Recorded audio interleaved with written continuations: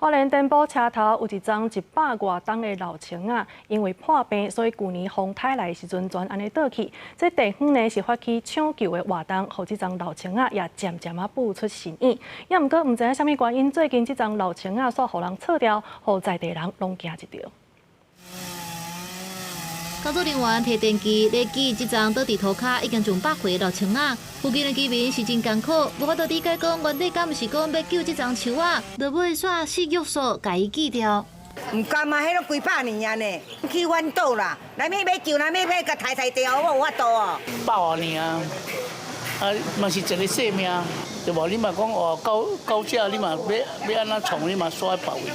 这张100年的老青仔，去年因为袂堪的空水风台倒去，当地居民希望政府会当赶紧救，但是老树仔因为黑菌病感染严重，要救无遐简单，也需要经费，所以需当时间内当先修剪大部分的树尾，和河浜啊减少水分的流失。时间上已经拖了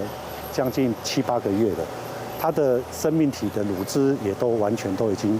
没有了，消耗掉了。发起抢救老树仔的议员是唔敢相信，这个县府伊对老树仔是安怎都无通知，敢讲唔知影在地民众对这张老树仔感情有偌深。我想，镇农业处也必须要提出一个说明，不是没有经费，一句话，或者是推给中央，那整件事情就落幕，就没有事了。这棵树的一个褐根病的状态比较的严重。那另外的话，那其实那个地方它的土地的话，其实铁路单位在先前有跟我们表达过，说他们后续的铁路计划会需要用到相关的用地。那其实树木的安全跟环境的安全非常的重要。农业处强调，这张100年的老树仔已经在今年4月解除立管，按照规定，医毒并无需要通知在地居民。那最后民众感觉无欢喜，会列入检讨。公司新闻采访报道。